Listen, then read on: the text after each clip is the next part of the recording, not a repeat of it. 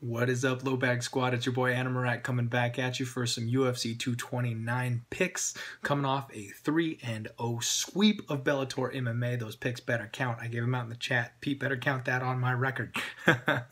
So we got a long card here. I'm going to try to keep it short because I know we got a lot to get through and these videos are supposed to be relatively quick. I got a lot of picks for you guys though. I'm going nuts on this card here.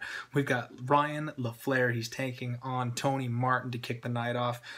Ryan LaFlare is a decision machine, man. He's a wrestler. He's going to stifle the other guy. He's going to get on top, grind him out. It's not going to be a great fight to watch, but it's going to be a fantastic bet to cash. We got him at -135 at Pinnacle. You could take him by decision, but I'm a little worried about the submission threat, so I'm just going to play him straight on this one.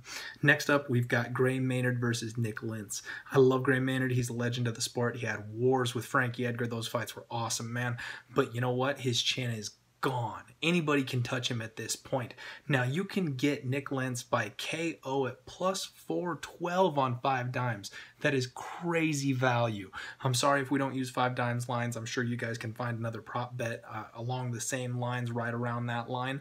But if you're getting somewhere in the vicinity of +350, +400, take Nick Lentz by KO. If you tap Gray's chin, he's done. And Nick Lentz is a wrestler. Gray Maynard only beats people right now who he can out tough, who he can put on their backs. He grinds out fights and that's all he's got. So if you can stuff a couple of takedowns and just pop on that jaw, that's it. It's going to be over. I'm looking forward to that one. I think we cash that nice big dog line. I'm going to skip over a couple of fights here. I'm trying to pick my spots. Even though there's a lot of good spots on this card, I don't want to make a play on every single fight. So we're going to skip down the line a little bit to Sergio Pettis. He is taking on Jussier Formiga, and this is a real #1 contender fight. This is a fantastic matchup. Jussier Formiga, he seems to just kind of stumble in this role. Anytime he gets to the #1 contender type of fight, anytime he's that close to a title shot, he trips up. He makes a mistake. Well, we've got Sergio Pettis, who's the best striker in the division. I mean, the most well-rounded guys are the #1 and 2. That's DJ and Henry Cejudo, and Sergio just barely lost a decision to Cejudo. I mean, I think he's right there. He's probably the next guy in line for the title shot. I don't see Jussier Formiga being able to do anything to this kid. He's got excellent takedown defense. He's got excellent footwork. Like I said, his striking probably the best in the division. He probably wins this by 3-round unanimous decision. I'm going to take Sergio Pettis. Again, you could find the juice to go ahead and take him by decision. That wouldn't be a bad choice in this particular fight because I don't see him winning. He doesn't have that KO power. He's more of a technique guy, and he usually counter wrestles. He's not going to submit. So I think Sergio Pettis by decision is a good call. But again, I'm going to play him straight -150 at Pinnacle. Moving on, we've got Felice Herrig. She is taking on Michelle Waterson, the karate hottie. These are two of the hottest girls in the UFC, ladies and gentlemen. I've got to say it, had to be said. They're gorgeous. Watch the weigh-in videos. So Michelle Waterson has been one of those long-time top-of-the-line girls in the UFC. But she's been around for a long time. I mean, she's young, but she's old for the fight game. You know what I mean? And she also has the issue of stumbling when she gets up to a little bit higher competition. She's a mom now. She's kind of lost a little bit of that hunger for the fight game.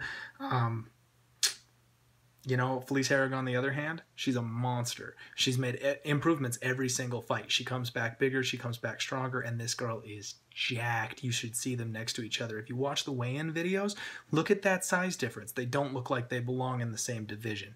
Not only is she bigger, taller, broader, she is more muscular also, and that's what Michelle Waterson struggles with. I'm going to take Felice Herrig.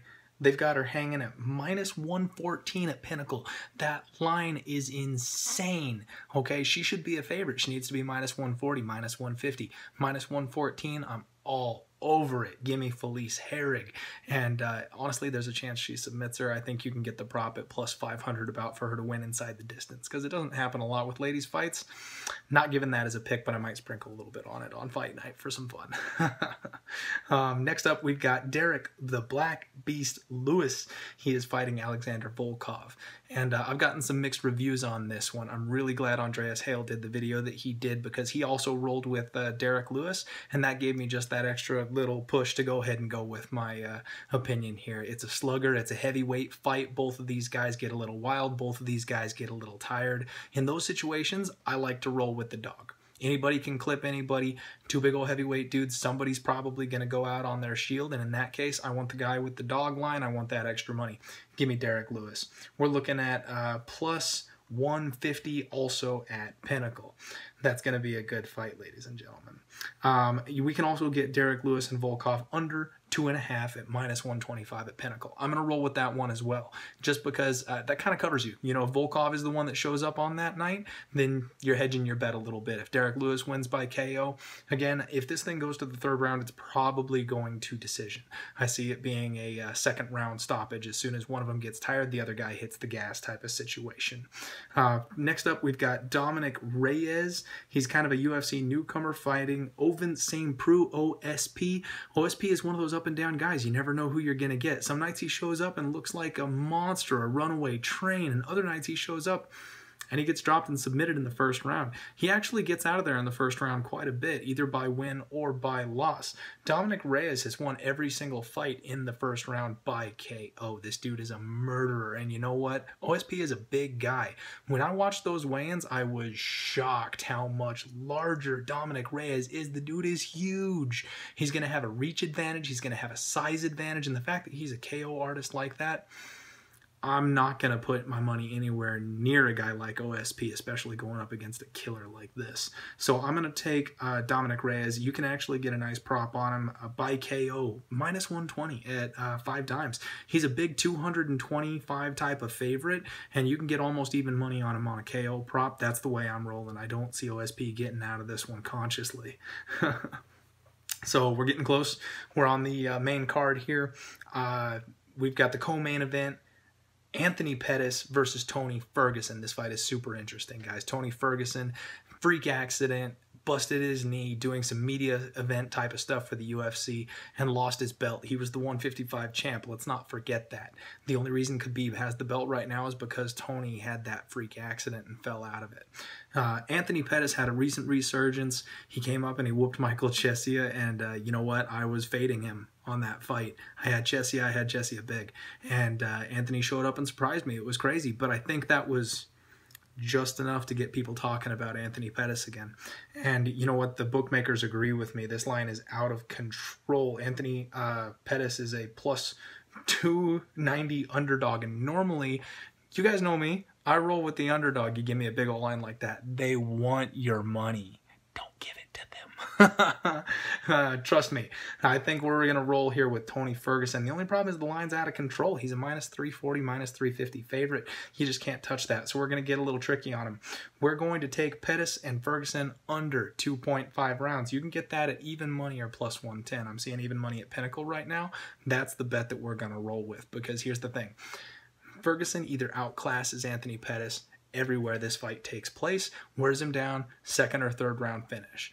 Or Ferguson's knee is not completely healed. Anthony Pettis shows up and blasts the doors off of Ferguson, in which case it also doesn't go to decision. So that minus 2.5, I like it no matter who wins. We avoid that crazy line. We're not paying any crazy juice.